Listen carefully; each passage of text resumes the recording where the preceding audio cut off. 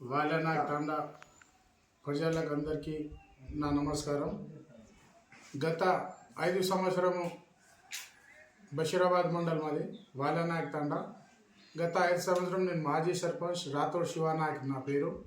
మా భార్య నిలబడిన రాథోడ్ బుజ్జిబాయి. మాది ఉంగరం గుర్తు.